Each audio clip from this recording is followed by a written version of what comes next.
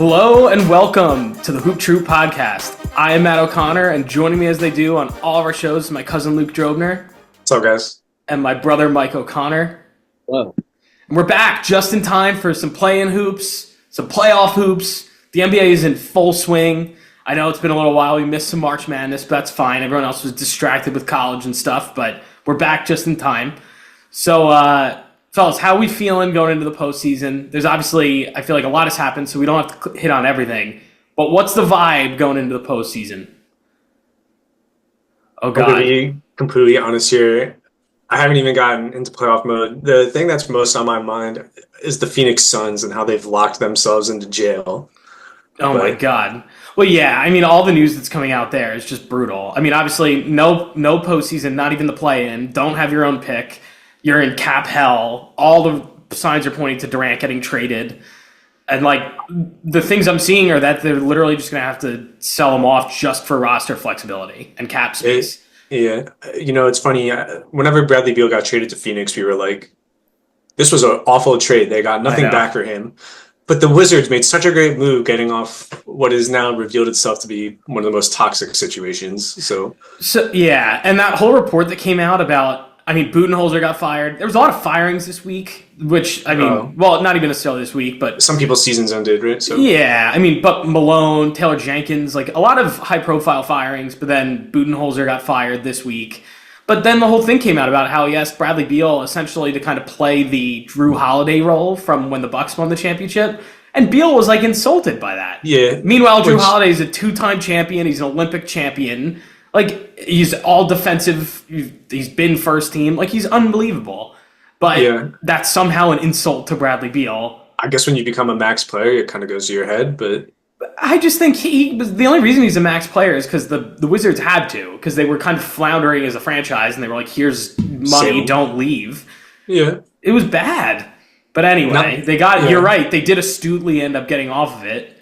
And, I mean, now there could be a potential Cooper Flag reunion there. So yeah, and now, the Suns are kind of doing the same thing with Booker. Like, here, take as much money as we can give you. And if you're Devin Booker, like, do you want that? I think you can't say no to money. He's going to be making like $70 million a year. He's $75 million a year. He can't say no to that. He'd be crazy to say no to that, even though they're kind of screwed. But I just get so confused. Like, so he's okay with never winning. That's what I mean. Like, when they went to those finals, my expectation would have been like, we're going to the finals again. I could see it being a Damian Lillard in Portland situation where he doesn't want to admit, I want out of here, because then he gets that label as the star that's unhappy and disloyal and whatever. And like, but everybody knew he was gone that summer, right? Like, when Dame got traded to the Bucks, everyone was like, yeah, but that was that was happening for years, where everyone was like, they got to get rid of him. He was like, I'm not doing it, whatever. And it's just like, I feel like we're on that collision course with Booker. I don't know. I mean, unless he is just happy there and doesn't, want to go. I don't know. But to me, it seems like a mistake. Go for it, Mike. I want to hear your opinion first, and then I'll go. In my opinion, I think he should sign with a team like Brooklyn. They're about to draft 4 guys, a lot of turnover on the roster, which means they have no cap restrictions whatsoever, right?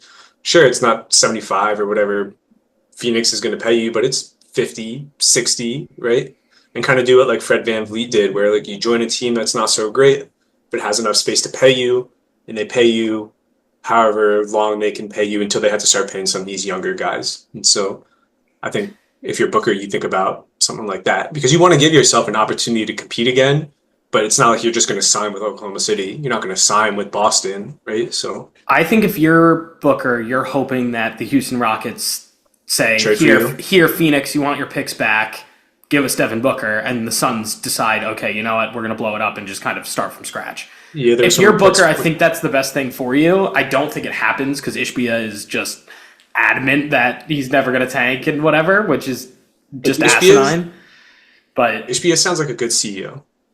Yeah, but all these guys come in and they have no idea how to run these teams. They don't.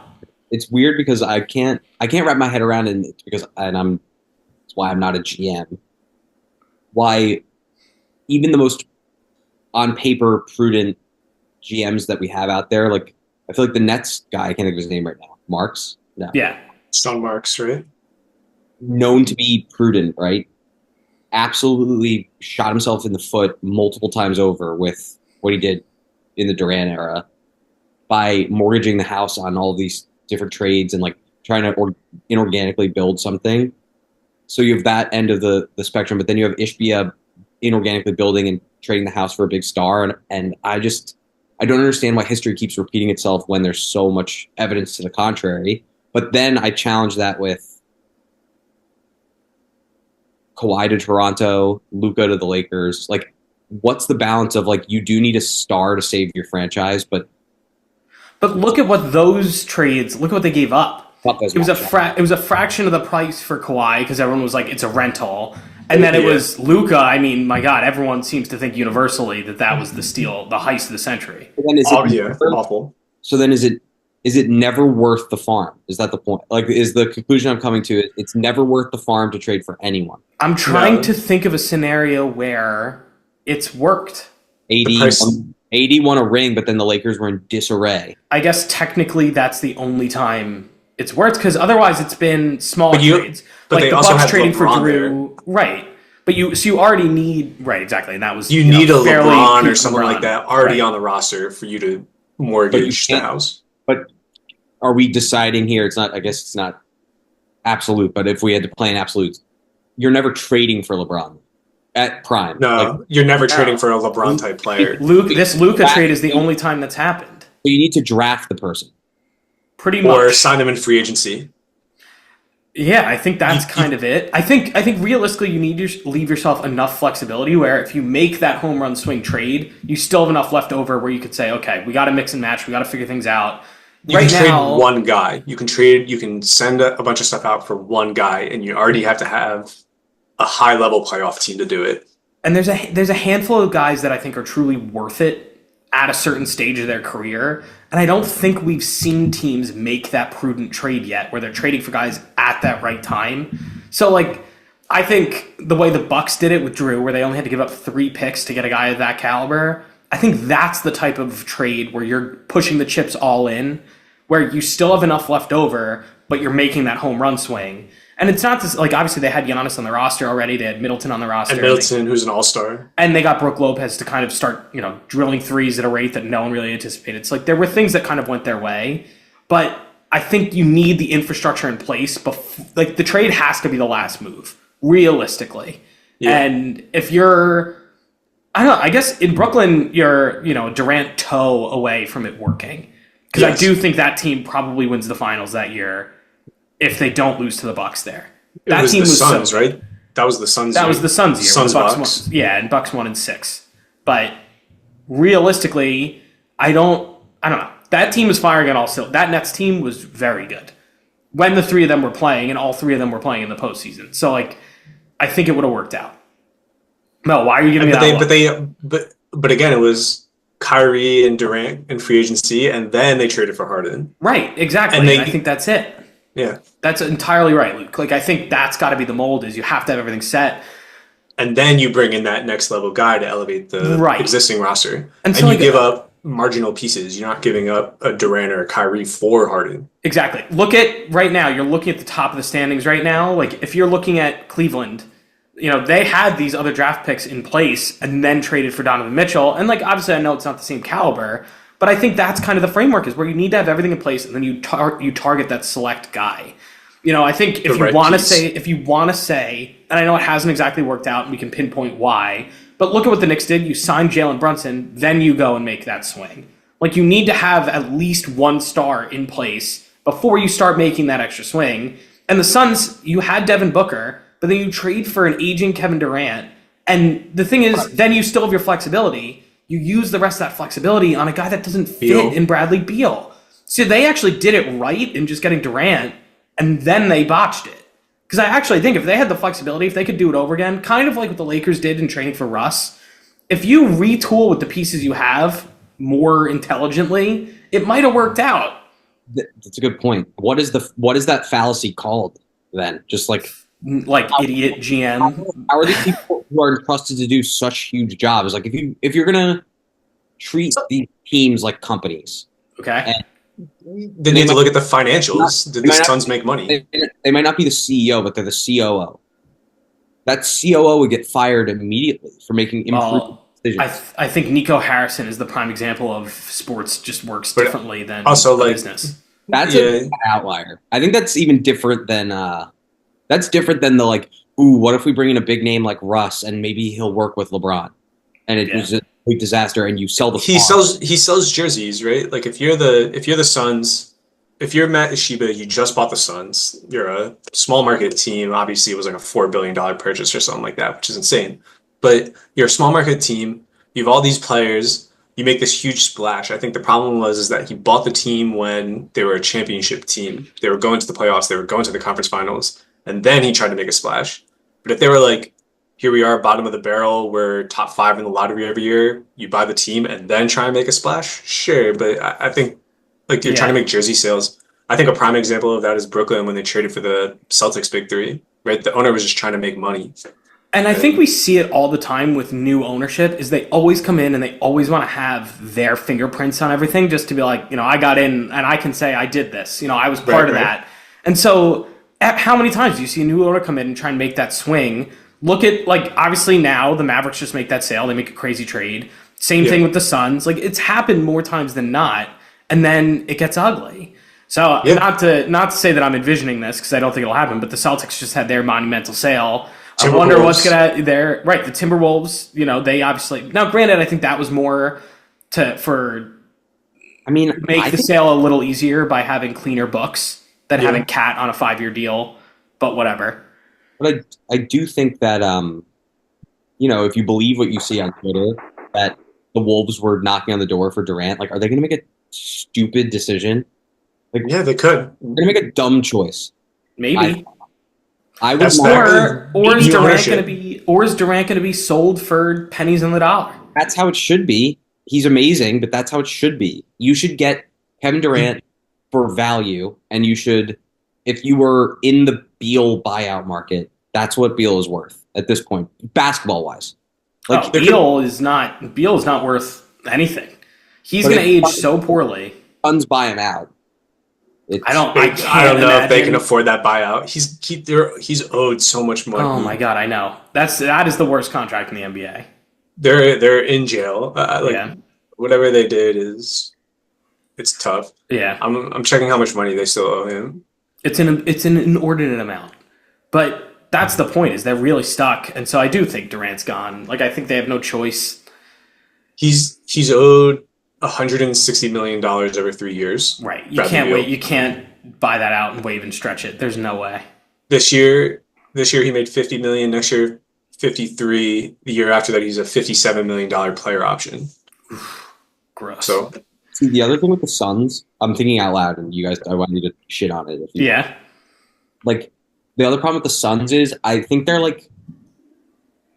structured like a basketball team of when we were in high school or in middle school or something, like growing up at the NBA, where it was like the big star and like a supporting cast that kind of worked, but like mostly aging. I feel like the championship stage ones are like aging a little bit. The NBA has changed where the best teams are like AAU teams where everyone's utility players. They're all young. I actually don't know half the names of some of the people anymore on some of the teams because they're just kind of flying in and out. They're all rebounding and running and gunning and blah, blah, blah. I feel like it's changed so much that the Suns model is archaic. I agree with you. I think it's the new CBA and just the way that the cap works. You can't be so top heavy anymore and compete. It doesn't work that way because you get penalized so harshly. You need an even roster. Right. And the skilled players are still, you need those amazing skilled players. Like a Kyrie is like so skilled, Luke obviously, things like that. But you watch the Rockets, you watch the Pistons, who I'm nervous about in the first round. Like they're just running up and down the court like crazy and flying around. That it looks almost like the college game a little bit. You only can have one star player. I think that's the way, right? If you think about some of these teams like Oklahoma City, you can have two. Sure, you need two, right? But you need that's like 1A, 1B then, right? But like I think if you have real championship teams, like you need a clear 1, 2, 3, 4, and then you have all your other guys, but it's sharing, right? I think if you look at the Grizzlies, I think there's a lot of talk about the Grizzlies before they fired Taylor Jenkins about how they're running Yeah. interesting offense without pick and rolls and where everybody's just kind of like moving back and forth and the ball swings from side to side as they try and generate looks. I think we're going to see a lot more of that. I think obviously the pick and roll is huge, right? It's a great way to create an advantage, but teams are really even, right? Look at Oklahoma City. Sure, like we all know, Shea's taking the last shot, but if it's the first quarter, second quarter, that ball is moving and they're getting up and down. They're forcing turnovers. Right, but you also look at that. Way. You look at that Thunder team, and as much as Shea is obviously, I mean, he's an MVP candidate. Whether or not he wins, he's probably going to win. Even though I think it should be Jokic. I think you drop down off of him, and it really is like there's not that much of a difference between then. I guess they're 2A, 2B in J-Dub and Chet. Like the two of them are fantastic. So like they are still loaded. They are loaded, and I think Chet could be so much more if he wasn't on the Thunder. If Chet was on his own team, if Chet had been drafted to Orlando, we'd be saying he's Kevin Durant. We'd be saying he's he's going to be all time. He's Wemby, right? But the fact that he's on OKC, he's taking that backseat role to Shea. And that's why I think like as much as they're giving off that AAU appearance, everyone is buying into their role, and I think that's great. But that's what you need. They have some pretty damn good star power. And they're lucky. They're lucky too that so much of it is on the rookie scale contract. Yeah. So and even then, like look at some of the guys that they've placed around him. Like Isaiah Joe, I don't think is on a big contract. No, they just signed him to a very team friendly extension. Like a bunch of these guys, like they've done it well. Even Hartenstein, like it's a great contract for them because it's in and out before these other guys get expensive. Need to get paid. Yeah, it's the way that they've handled the cap has been perfect. All right, now that we're talking about the Thunder, should we start talking about the playoffs? We've been on this podcast for... But I want to acknowledge that this discussion was very interesting. 100%. The macro level of like how the teams are working and how the NBA is changing. You were saying like how are you feeling before going into the playoffs? Yeah. I thought the NBA season was so different than many others. So different. Totally. We're feeling the CBA. Feeling the CBA like crazy. Even like I don't want to spend time on it, but like the early discourse about the ratings was just so bizarre. Yeah. And like talking about stupid. It is so dumb, but like thinking about like the product itself was interesting for a while, like to be looking at it that way, especially for the three of us who like love the game because we love basketball. Mm-hmm. The X's and O's have changed. Yes. Everything. Yeah, I mean, the game has evolved, but I think this is the best version of basketball. And we don't have to get into this whole discussion, but I think everyone used to praise the Spurs for how their ball moving and the way they would find the best shot. Like, it went from one team doing that to literally every single team now is playing that brand of basketball where it's kick, drive, kick, open three, or easy layup or whatever. Like, that's what basketball has morphed into. It is... And that's why everyone's like, oh, no one's good at defense. It's like, it's because it's almost impossible to play defense the way that the game is being played. Because everyone's that good.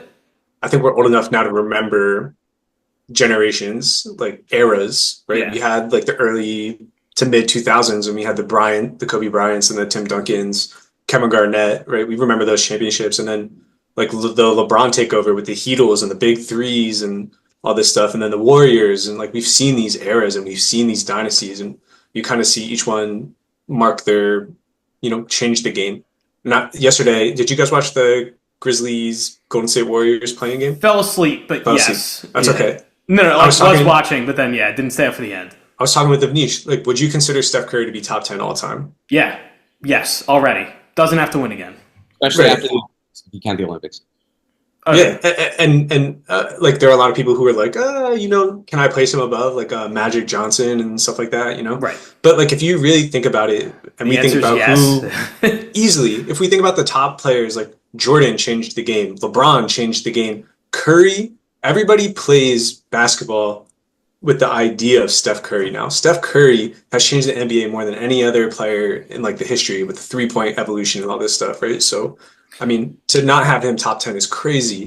And we see that evolution, right? We see the way it changes with these players and the uniqueness of some of them. Well, I think the way you look at it, too, is just percentages. Like, actual just, field goal percentages, 3-point. Literally, if you just look at the numbers, like, it went from a handful of guys shooting over 40% from three. Now, like, If you want to be a forward in the NBA, you pretty much have to do that. Let alone a guard. Like, the game has totally changed where, like, now it's almost a requirement centers have to shoot. Like, it's just, the whole thing is transforming. And I know, obviously, that's not everyone, space but and, right. But I think, like, when you think about 3-point shooting, you think, like, Golden State Warriors. You think about that dynasty, Klay Thompson and Steph Curry. The off-ball movement, the distribution amongst the team. It was never about Steph Curry. It was never about Klay Thompson. It was about the team. And the way they used Draymond Green, that game yesterday was so interesting. And you could see Steve Kerr even make the adjustments throughout the game. It's like, okay, they're sending help defense off Draymond. We can run this action with him. And the way they're using plays with Jimmy Butler, and like it's so amazing, the coach's ability to use the rosters they have. And again, like, all these rosters are so skilled and so talented. Everybody, right? The 10th guy on some of these rosters is better than the 5th guy on some of the rosters 15 years ago. Yeah. And I think that, coupled with the CBA and the way that now it's not like you have all these guys loaded onto one team, it's really spaced out pretty evenly, it's making it for what I think is going to be a pretty interesting playoffs because, and I know it's a really packed Western Conference and we've been talking about it all year, the East a little less so, but I just think we're going to start seeing more upsets. Like, I think the parity in the league that everyone's been seeking, where it's not the same two teams going back to every finals and whatever, I think now is going to lead to more, we might see a few, 7-8s making it more. We've seen the occasional one here or there, but now I think the Jimmy Butler Heat. We saw it with them. Like, I'm trying to think of other, like, I think the other teams, like the 99 Knicks the 99 Knicks made it to the finals as an 8 seed. But like, I think were the We Believe Warriors an 8? They were, I think. But anyway, they won a round. Like, it's not like they went that far. But still, like, I think we're going to start to see it more and more. I mean, I'm looking at the Clippers at 5 right now in the West. Yeah. I think that they're so sneaky, especially because the Kawhi's looked really, really good. And I think there's been a lot of questions about what Kawhi can do. And then Zubac could easily win Most Improved. He's been amazing all year. So my thing, though, is if you look at these Western Conference matchups, with exception of, and now we can kind of get into the play-in, I mean, Kings Mavericks, who the hell cares tonight? But it's going to be the Kings. The Kings are going to win that game, but, like, God damn it. Like, that just sucks that I have to watch that. And then they're going to play the Grizzlies, and the Grizzlies are going to beat them. Like, that's just what's going to happen. I don't know. I'm really concerned about. I will say I think the Grizzlies made the right decision firing Taylor Jenkins. It sounds really messed up because I don't think anybody should ever be fired. But the fact that, like, the way I think they should have fired him, the way they did it, maybe not so right. But I think their coach has the right idea for that roster. Their new coach has the right idea for that roster. It's going to take time to gel and build and give them time. I don't know. I was surprised when it happened. From everything I've seen on Grizzlies Twitter, they were all kind of like, okay, yeah, it seemed like time. I wouldn't have done it right towards the end of the season like that, but I think everyone would have been like, all right, after this year, if we don't, make the conference finals or whatever, he's gone. So, like, I was a little surprised by it, but then the more I've kind of sat on it, fine, I get it, but they better make the right choice now, because... Yeah, but firing your coach this late in the year is not going to help you win a playoff series. No, I think, which is why you see Malone go, and that's even crazier. Which is why I'm looking at the Clippers, right? The Clippers are hot right now. Now they get to feast on the coachless Denver Nuggets, right? So let's talk that series. So because I know we were kind of more broadly looking at the West, but let's start there. You're obviously, you think the Clippers are going to win that series? I'm saying Clippers in 6. Wow. I think the Clippers are definitely one of the scarier teams, and it was, my God, the Masters being on against that Warriors-Clippers game to decide who's going to be, like, not in the play-in or in the playoffs. Saw a lot of funny stuff on Twitter about it. It was hysterical. But, my God, everyone's distracted by Rory, getting the career Grand Slam, which is great in its own right, but that game was so good. Ridiculous. And all it told me was, I don't want to see either one of those teams in the playoffs. Either one. They're both great. And look, I'm more scared of the Clippers. Like, I get the Warriors, but I think if you have the right matchups and you're able to switch all of these screens and stuff, fine. I mean, Harden is playing like Houston Harden, and Kawhi is playing scary. He's literally the two-way demon that he once was 3, 4, 5 years ago, right? Like he is still a top 10 player in the league. I'm convinced. which is annoying. Like, what is it? I root for him a lot, but I'm like, I don't get him. I don't get And him. the Clippers have made the right moves every step of the way, and they were like, Paul George, see ya. You know, we don't need you. Also, Well, it's credit funny because they essentially did what we were just talking about with the Suns being like sometimes you have to just let something good go for flexibility. And I know the Suns are in more hell than the Clippers were in. The But Clippers are on their roster is way more talented. but the Clippers treated that pretty perfectly. It was like, you know what, we don't even need anything back. Like we just need flexibility. And They it did it worked. right. They also killed the deadline. I know we said it at the time. Bogdanovich, Oh my god, I loved that move. Like everything they added around the margins was so helpful. yeah, I don't think Terrence Mann was really helping them all that much, and No. kind of like what they sent out for someone I feel could make a bigger impact than what he was doing in Atlanta. He was barely playing in Atlanta, Right. and I think that happened. I think when Bogdanovich signed in Atlanta, it was the coach before Quinn Snyder, right? Nate McMillan, maybe. Yeah. So So things kind of changed for him. and the other thing too that I think matters, and look, you guys, you can stop me. I know the playoffs are about to start, so it might not count. Ben Simmons on the buyout market, good. Kind of huge. Good. It has been good. I know. Michael, I know you're laughing, but no, it's worked. He brings them a different look at center. I think when I think about centers on some of these better teams, you think about like the rotation of guys they have. When you think about like the Detroit Pistons, right? The fact that they have Jalen Duren, who's really great at a lot of things, and then they bring in Beef Stew, and it's a whole different look, right? Same thing with Zubac and Simmons, right? You bring in Zubac, he's like this big, heavy hitter in the post. He's going to give you 20 and 10 every game. And then you bring in Ben Simmons, and it's like, boom, they're running, they're out, they're shooting threes. It's such a different look that is Ben Simmons. I've not been watching enough Clippers basketball, which I'm totally fine with. if he just committed to playing like a Draymond Green role, So he's like not shooting; he's just rebounding and like running around. rebounding, defense, passing. I actually, before we logged on here, I saw a clip from Clippers practice today of Ty Lue saying he had to remind Ben Simmons to look at the basket more. So, like, he's still that guy, but in the role he's playing for this Clippers team, it works. Yes. I'm picking the Nuggets. After that, Can't bet against Jokic. My heart is with Jokic, and I just desperately root for him. So this is just an emotional pick for me. As much as I love some Ballmer on my television, which is going to happen, I'm not going to count Jokic out. I think at the end of the day, the Nuggets do have a nice roster around him. It is him lifting this team up. He's had to have another historic season to even get to the 4 seed. But he'll give you 30, 10, and 10, no effort. And it sounds like, yes, it sounds like the locker room was toxic, and actually Malone probably lost them. Yeah, everything that came out there, it sounded like he was just feuding with what's his face in the front office. Booth. And Jokic seemed okay with it.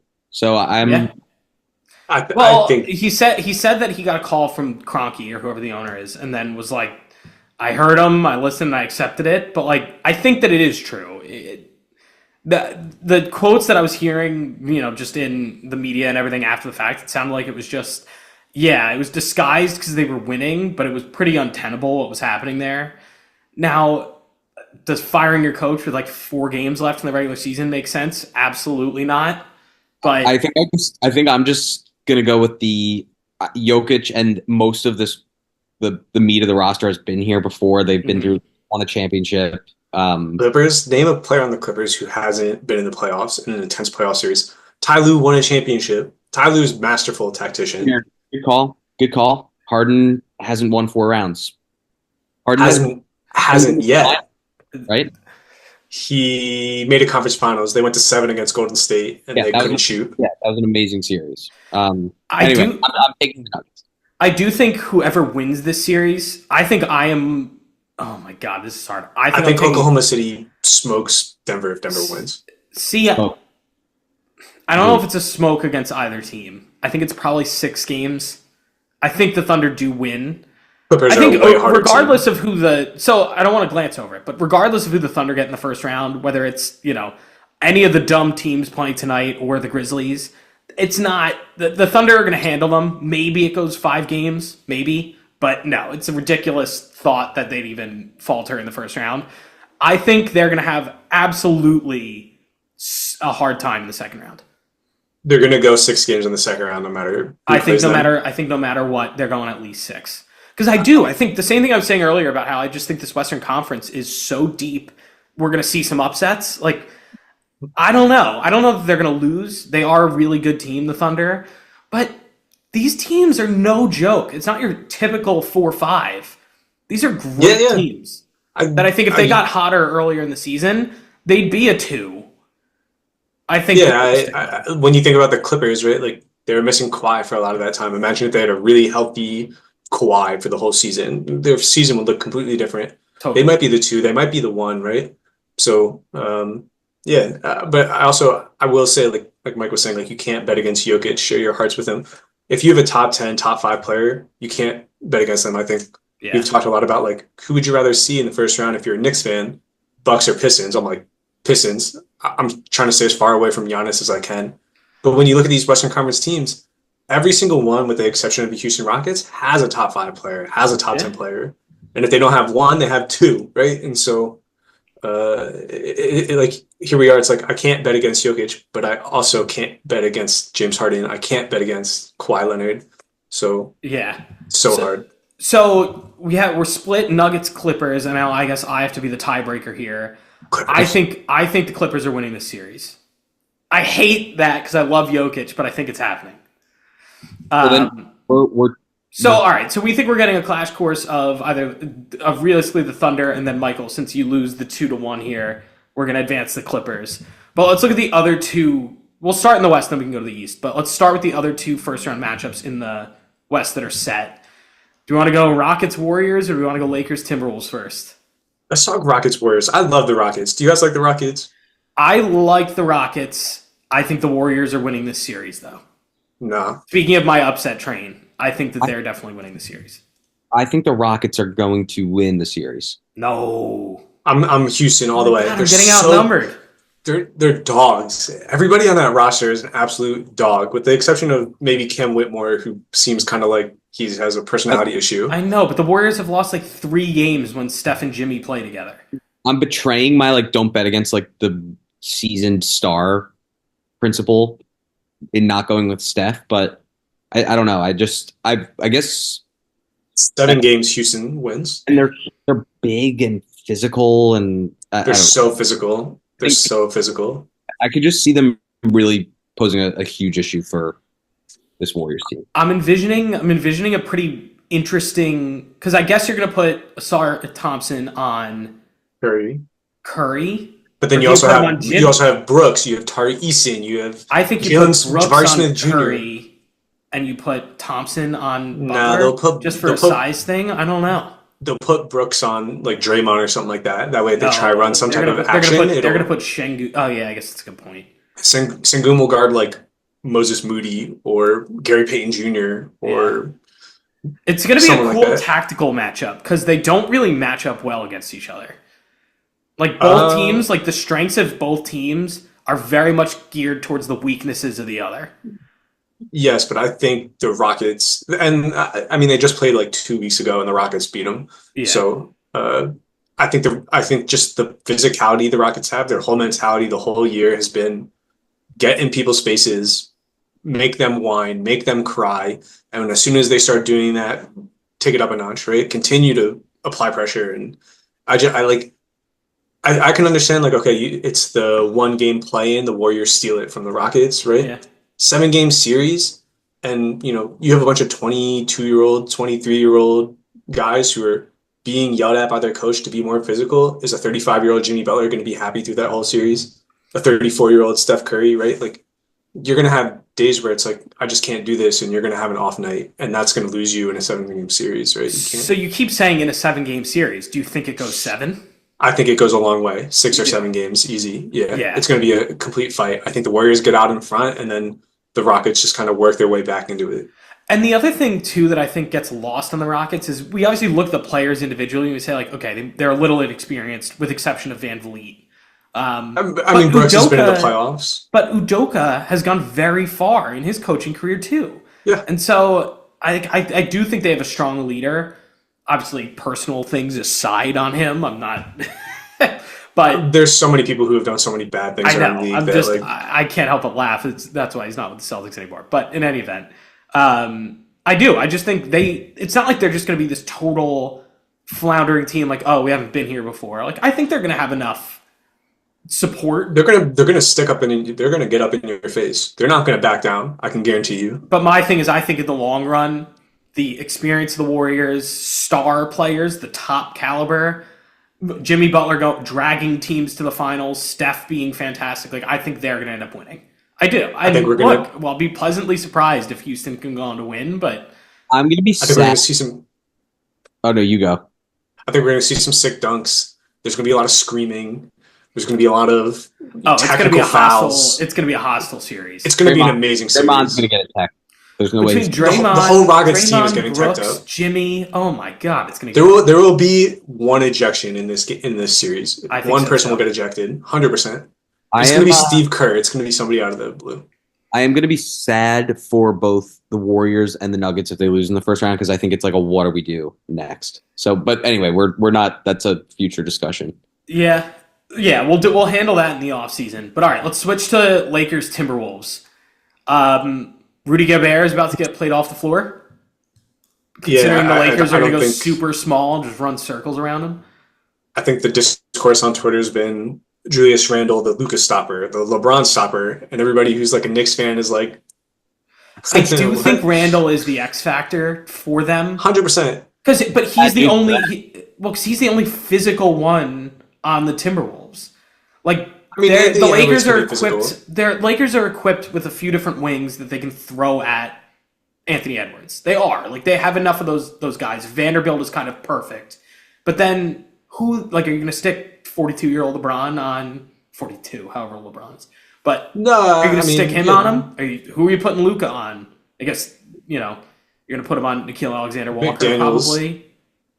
I think the Lakers have the right bodies, and I think if they really want to play team defense, they can cause havoc. I think you're going to see Randall and Edwards get their shots up. They're going to put in 30 a game, but is Luka going to have 30? Is LeBron going to have 30? Is Reeves going to have 30? Right? Like, Yeah, it's going to be an absolute offensive that's how I feel. series. It's going to be very little Rudy, defense. They're going to play Rudy Gobert off the floor. They're going to set someone up in the corner, and they're going to say, if you don't want to guard us out there, we're just going to shoot open corner threes all day. Rui Hashimura, corner three, all day. Right? If Rui gives you 20, you're not beating the Lakers. Who, Reeves is going to give you an automatic 20. Luke is going to give you 30, 35, right? So unless Naz Reid has like a huge series and all, is really playing good defense. I think the other X factor here is literally just personalities. I think, particularly with the Timberwolves, if things start going wrong, and this is just years of Knicks fandom, we've seen how Randall reacts to that. Anthony Edwards, I mean, with exception of that technical that got rescinded, like he would miss the last game of the season. Yeah. I think if things start going wrong, some guys start playing hero ball and it rubs guys the wrong way, there might be some infighting. There very easily could be. Like Rudy Gobert also has a personality, right? And so, like, if Anthony Edwards just starts chucking threes, trying to win games, Rudy Gobert might be the trigger on. I could see whatever's getting going to really, really ugly for them if it goes. But also speaking of the Timberwolves, and here we are talking about like new owners make bad decisions, and Durant potentially being available this offseason. Would you do like a Julius Randle sign and trade for Durant? Like, is that a possibility? So I think for the Suns, you don't sign Randle to any extension or anything. If you're looking for flexibility alone, you say, all right, give us some picks and we'll take Randle. Because Randle expired. He's a player option that he's obviously going to pick up. And then he expires after next year, and the Suns get their flexibility back. Like, I would be so much quicker to do something like that, and I would understand it for both teams. But I think that's got to be... But then Randle has to opt into that deal before they can trade him. Yeah, but he's going to. Let's face it. He's not going to not take that money. If you say to him, we're going to trade you to Phoenix if you opt in, does he think twice about opting in? In his head, he's going to play with Devin Booker. Like, I think that's probably an attractive destination. I don't know. I don't know. Yeah, closer to home, right? He's from Dallas. Yeah. But I don't know. Like I do think ultimately the Lakers are going to win the series. I think it's going to be quicker. I think it's going to be 5 games, maybe 6. I think it'll go long. I think we're going to see a I lot think of back and forth. too. I don't think this one's as easy. I think Luka has put a Band-Aid on a Yeah, they have holes. Laker issue. I do think the Lakers will win, but I think it's not going to be easy. I could see the Timberwolves winning too, right? Like I think all these. This is the series I think is the hardest one to pick because like the Lakers have serious holes, but if you think about the Lakers and who they have and what the Timberwolves have, you kind of see like the mismatches. And I think the way that the Lakers are positively trending in terms of not narrative, but like you can just tell the momentum's with them because of obviously they got Luka.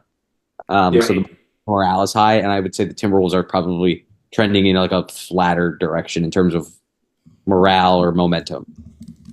That's anecdotal eye test. Timberwolves need to make some good adjustments. Yeah, they're going to have Mike to. Conley needs to get replaced too. That's So going to be tough. is this a unanimous Laker pick? I'm was voting that? Lakers win this series. I'm saying Lakers. All We're all right. Lakers. So moving on now to the second round. I know we already kind of hit on Thunder, and then we 2-1 said the Clippers were going to advance. Thunder win that series. I think Thunder. Yeah. I think Thunder Tough fought series. Yeah, Makes sense. and then what do we think about Lakers against? You guys picked the Rockets. I think it's the Lakers. Yeah. I do At that too. point. But again, But I also think they're going to be playing the Warriors and not the Rockets, which But would be either way, a hell of a fun series. yeah. Either way, I NBA think likes that. The NBA does like that. Adam Silver is salivating. if the Lakers can get by the Wolves, I think they're getting to the Western Conference Final. And then it's see a that. question of does the Thunder size really just I prevail? I don't see a team in the Western Conference beating the Thunder. The Clippers, They have the Clippers they have every of their lineup. path that we just worked out to me are the team that could do it. The Clippers have the best chance, just matchup wise. Right. I think Like Zubats on Hartenstein, and then just a few of their other guys, their wings that they throw out there. Because the Thunder are similarly just very long. Like there's like even just Derek Jones. Like they have a bunch of guys like that on the Clippers that they can throw out there intermittently. That I just think it's going to be a really cool matchup. and I think there are a lot of smart coaches. I don't want to like say JJ Redick's not a great coach. It's his first year. But like Yeah. Ty Lue has a proven track record of being a tactician and understanding the X's and O's and Totally. making the right adjustments. I think Mark Dagnall has had experience with that, and I think you can kind of see him growing. I don't think he's quite at that level where we can say like he's Steve Kerr, he's Ty Lue, he's Joe Mazzulla, right? Like, but you can see him moving up. So Right. I think coaching wise, the Clippers probably have the best chance as well. All right, but so we're all agree we think the Thunder are coming out. Thunder of to the the West. finals. Yeah. Yeah. All right, let's switch over to the East. Now, I'm going to do the same dumb thing we did, and I'm going to start with the play-in, even though no one gives a crap and nothing matters. Magic Bull, are seven, right? so the Magic already won, so they're the 7 playing the Celtics. What do we think tonight, Bulls Heat?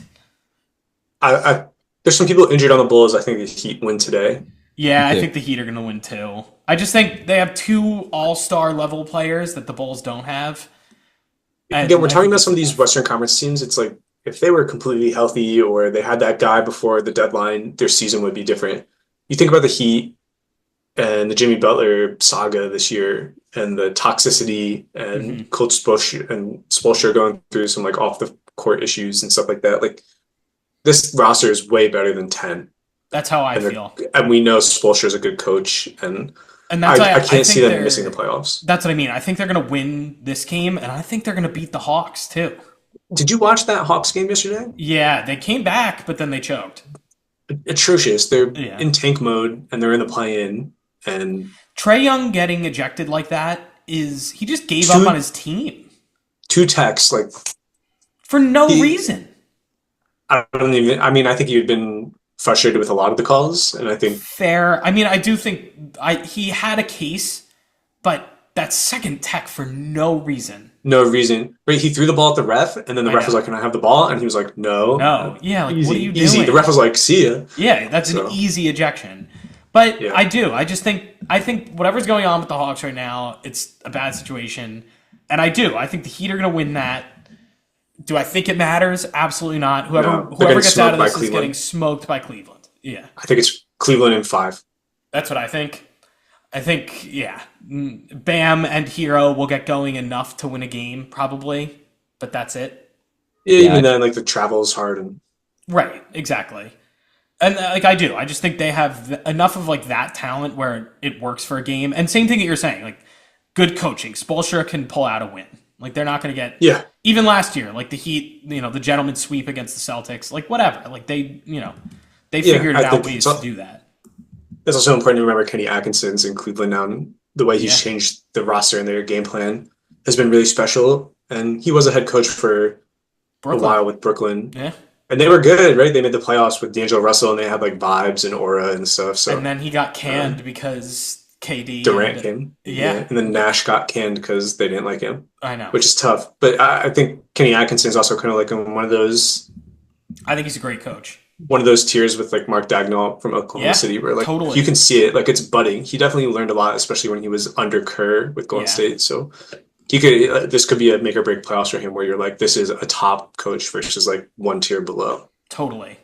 Do you think LeBron hopes that Cleveland never wins again? I think he does. No, I think if Probably. Cleveland won, LeBron would be all over social media like Cleveland, let's go. LeBron would be at the parade. I think he wants them to win when he's not in the league anymore. Yes, that would be better. If they win while he's still there, it takes some of like the legacy away. I feel like for him at least mentally, which is ridiculous, but Best season they've had, even with him. So like, I know Yeah, regular season. no, I know, but like, I don't think he wants them to win. Yeah, I think that's pet. I think he's that. I think so too. I think he's. you think he's like Jordan? I'll say think- so much so that Michael Jordan is probably rooting for them to win. Yeah, that's true.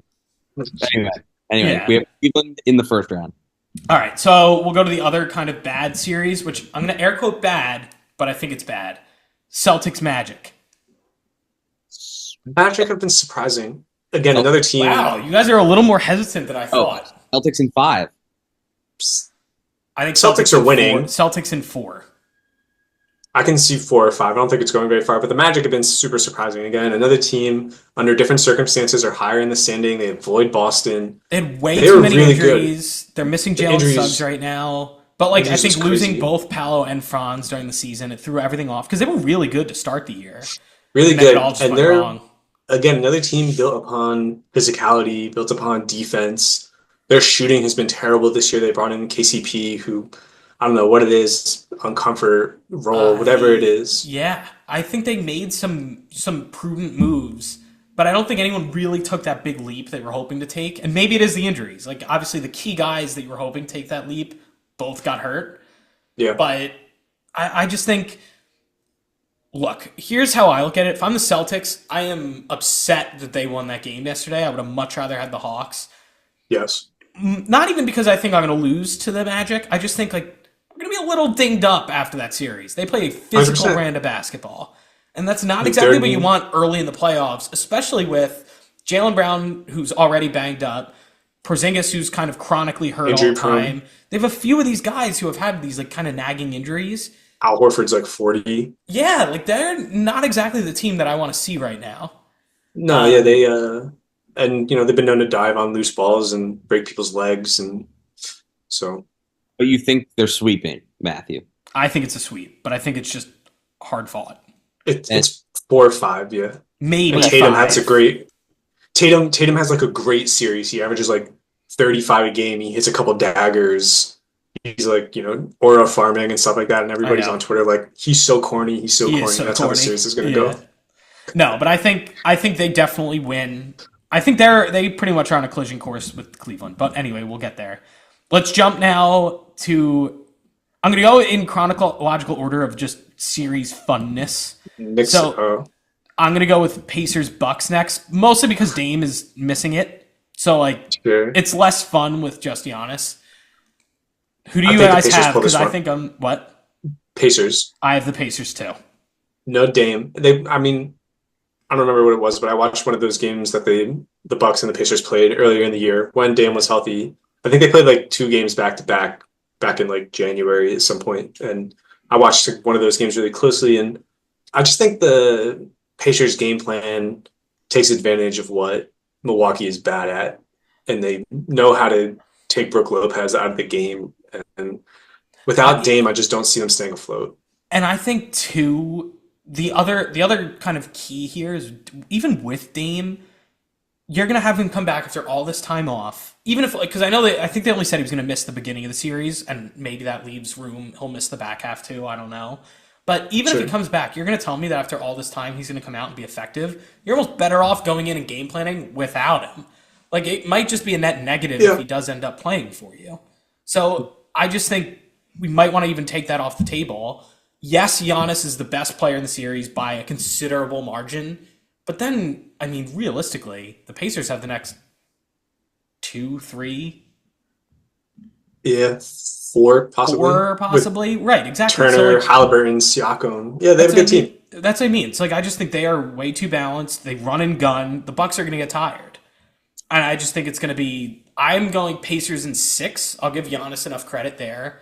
But I think the Pacers win. Giannis could win them a game by himself. Right, exactly. Also, speaking about... Go for it, Mike.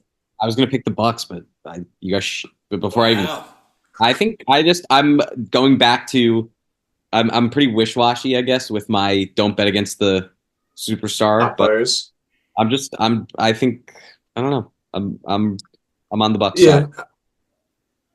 I don't know. I also think, like, if Damian Lillard does come back, thinking about what the Knicks were doing without Jalen Brunson, and then him coming back and like immediately playing 35 minutes, that was a little tough. But like, if Dame does come back, like, I'm not going to treat him like Damian Lillard. We've spent some time on this pod talking about like how teams are very balanced and like it's just next man up. Everybody's talented these days, right? And so it's like, how do you reintegrate Damian Lillard effectively, right? And is that him playing 30 minutes? Is that him playing 20 minutes, right? You can take advantage of the fact that Damian Lillard is out there and people have to respect him and people have to. And so, like, if you're Doc Rivers, like, you should take that into advantage. I know Doc Rivers is a little old school. He's a coach from a different time, but like, he still knows what he's doing. So the more I think about this series, the more I want it to be.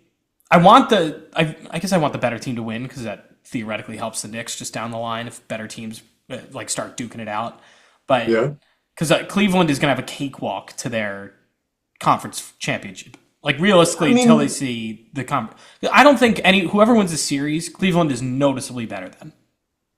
No? Yeah, I think Boston and Cleveland is noticeably better than the rest of the East. I think they're like, you can really see the tiers of some of these teams in the East where it's like, here's Boston and Cleveland, here's the other playoff teams, here are the play-in teams, here are the teams that just gave up.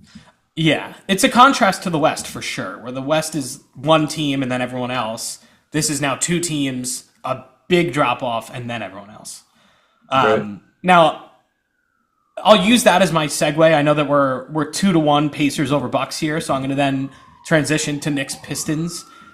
And I'm going to use that, just kind of how we're saying there's a drop-off. Look, I know I'm a fan, and I have to root for them, and maybe this is just denial. I think the Knicks are going to sweep the Pistons, maybe 5 games. I think they are that much better. I think a week off for them to practice, recalibrate, retool. They're going to shorten their rotation, which is going to help them. And I think we're probably going to see a little more Mitchell Robinson and Cat at the same time, which is what they should have been doing for a while. And I think they're going to win games.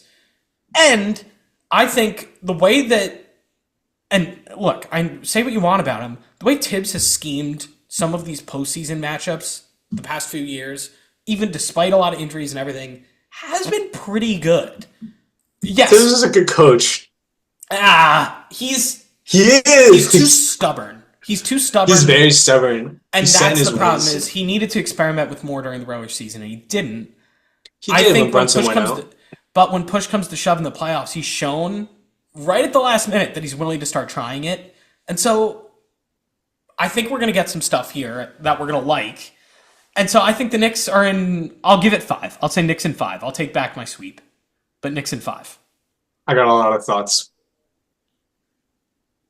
I think it's going to be a bad series for the Knicks. I think Oh my there's going to be a god. lot of like Jalen Brunson with his hoodie up in the locker room, like, not making eye contact with the cameras or the reporters and just being like, I got to be better It's the and I same have to put the team on my shoulders.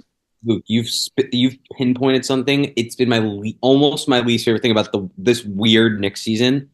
I'm over that press conference. I'm over it. Like, But what else is he gonna say? I guess nothing, but we need to change what happens on the court. Like, Yeah.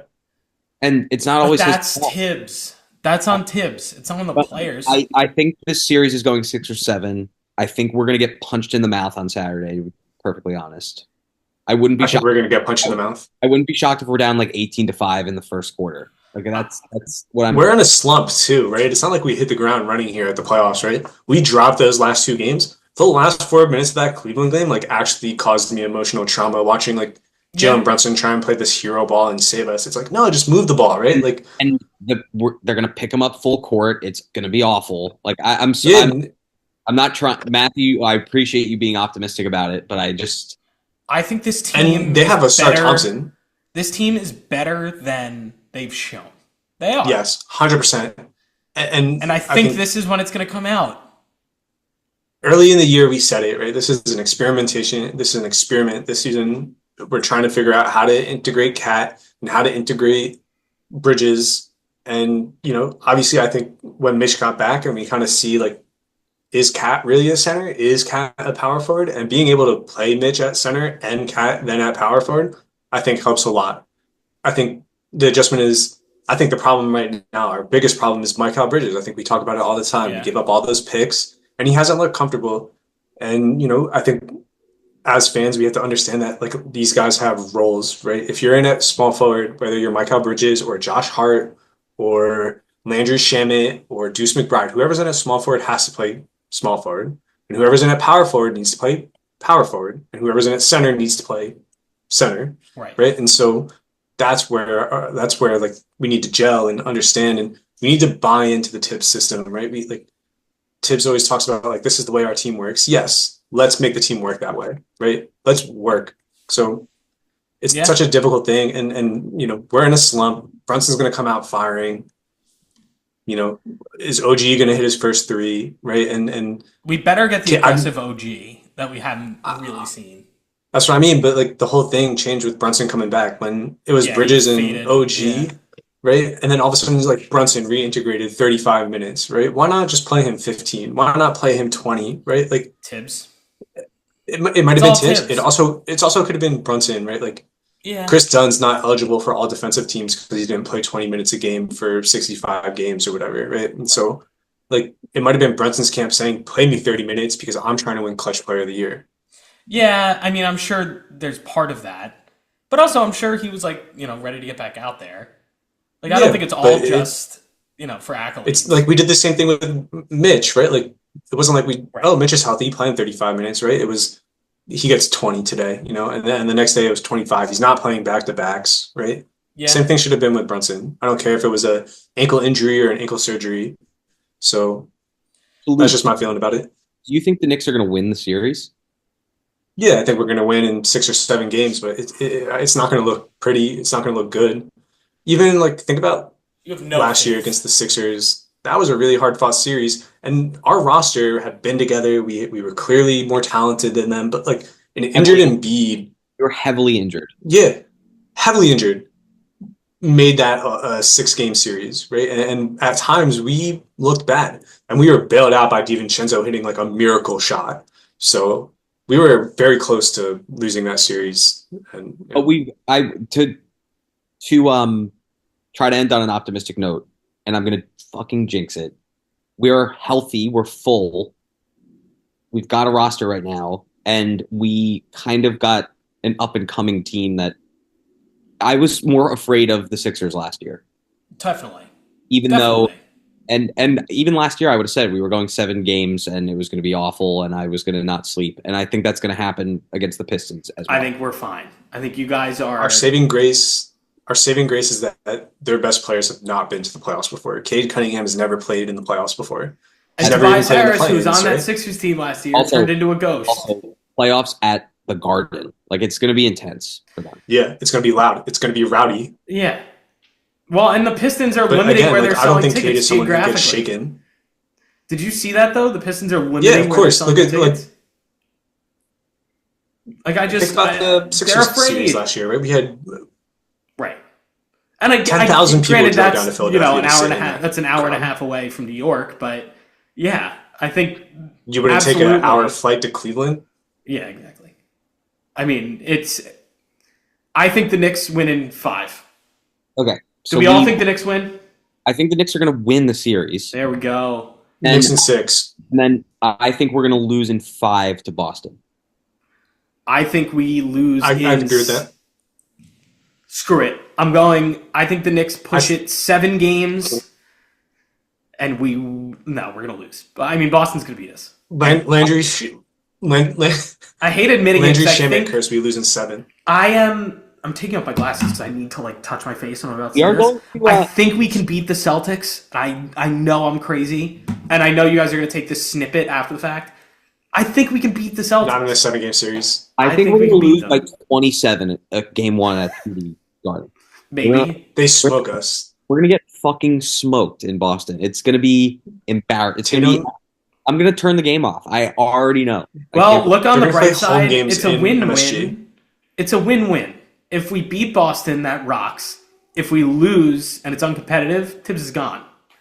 So all No, this he's stuff that we're not. saying- Tibbs is not getting fired. Did you Oh my see God. the Ian Begley's reports? I mean, apparently, if it's not competitive, he is very much. Why? on the Because hot the seat. coaching carousel is good this year? I don't know. I think it's because everyone is like, this roster should be better than it's performing. It's been 1 year. I would do know, it but Luke, next come year. on, we all know the way that he uses his team. Where in the clutch, literally in the fourth quarter, he stops running an offense, and all he does is have Jalen Brunson dribble a basketball. Like he doesn't run a play. He doesn't. There's no swing. Like everyone is just weirdly standing around. Standing there. Yeah. Yeah, and I don't think that's great, but Tibbs I only think playing you need to drop give coverage, even though Cat can't play drop coverage. Like it's such a short fuse. I wouldn't mind getting Johnny Bryant back from Cleveland. I think that would be. That feels like an organic, a natural thing. Well, that's why I wish he hadn't left. Okay, so we I think it's easier to get promoted. Yeah.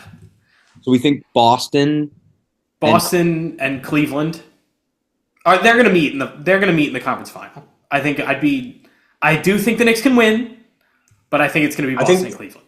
I think the Pacers give Cleveland a little bit of trouble as well. I think they match up well. I think they run the right type of high-powered offense that can kind of run with Cleveland's high-powered offense. Cavs I don't in think- 5. I would say 5 or 6, yeah. Yeah. But I know what you mean. I don't think the Pacers are a pushover, but like they don't have enough. No, but again, like look at the matchups, right? Like if you're running double big, it's like, do you really hate Siakam on Mobley? The guards are going to be tough, right? I don't think Halliburton or Nembhard are pushovers at guard, especially defensively. Mhm. But like I'm taking Mitchell over Halliburton any day of the week. I'm taking Yeah. Garland over Nembhard any day of the week. The X factor will be DeAndre Hunter at small forward, right? And so, And I still think I like that. yeah, no, I do too. Because, Yeah. huh? Boston or Cleveland. I'm saying Boston. I'm saying Boston, and I hate it, but they're probably going Boston, back. Oklahoma City. Yeah. Then Did you guys fill out your ESPN NBA playoff bracket challenge? Not yet. I'm letting the play-in happen, and then I got it. They're doing it on NBA.com as well. So All right, I'm gonna have to fill it out. But yeah, after tonight, the Bulls and Heat have just started, and I have that on the TV. That's why if you see any of the light flickering on my screen, it's just that. I can only imagine. I'm not upset about missing the first 10 minutes of this game. I will. I will ask you this question: are you happy with that finals? Yeah, it'll be entertaining. I mean, think- are there finals I would prefer? Probably, but those are the What two finals best. would you prefer? The Knicks Dream finals. against literally Okay, anyone. Yeah. Yes, the Knicks against. I don't care. Like, yeah. But no, I think in reality, those are the two best teams. Like, I think that is probably the best. I think I don't know. I think it would be cool to see somehow if it could happen, LeBron and Luka get there. And then you have this weird, Lakers Celtics reunion again.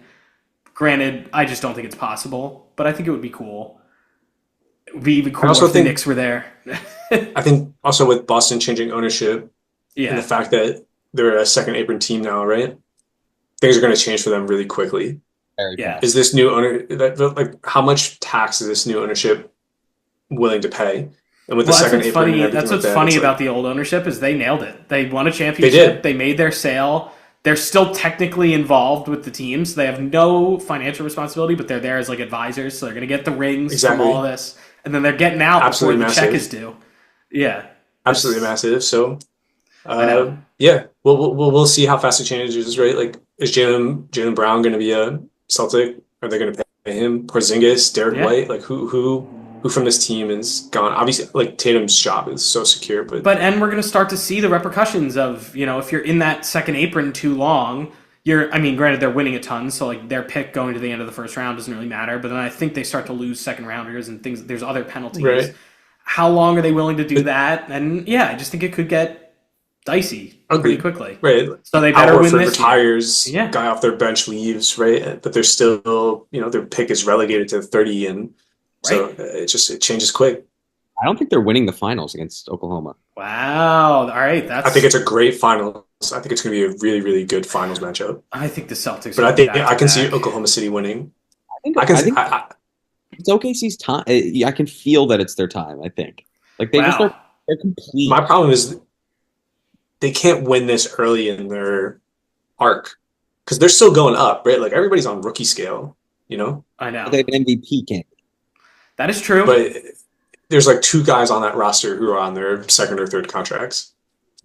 And technically, the Celtics have an MVP candidate if you count Tatum, Tatum, which I know everyone gets like upset about, but he's probably technically, like 3 or 4. he's in the top 5. But yeah. Wow. All right. So who do we think wins the finals? Let's end with this. I'm So going Michael Boston in thinks 7. I am going with Boston in 6. Damn, I think it's Oklahoma in 6 or 7. Wow. All right. I can Well- 100% see it. I think they both play very similar styles with the 5 out, but I think Oklahoma City is better at getting paint touches, which makes their offense just that much better. All right. I like Whereas it. Boston just jacks. I know. They are just going to jack threes. It's like 73s a game. Yeah. I think it's going to be a fun playoffs. I'm excited. I just definitely am going to have to temper my Knicks expectations. Clearly, as evident by me now putting it on the record that I think they're going to do better than I think anyone in the world thinks they're going to do. I'm glad you're feeling that way. I don't know. I want to believe. I believe. I do. All right. Do we have any parting words before I go and make my dinner? And watch whatever this awful playing game is going to be. Let's go Knicks. Yeah, Come on, go Knicks. I know. Big game Saturday. But, all right. For those of you who made it this far, thank you for tuning in. We are the Hoop Troop Podcast, and join us next time.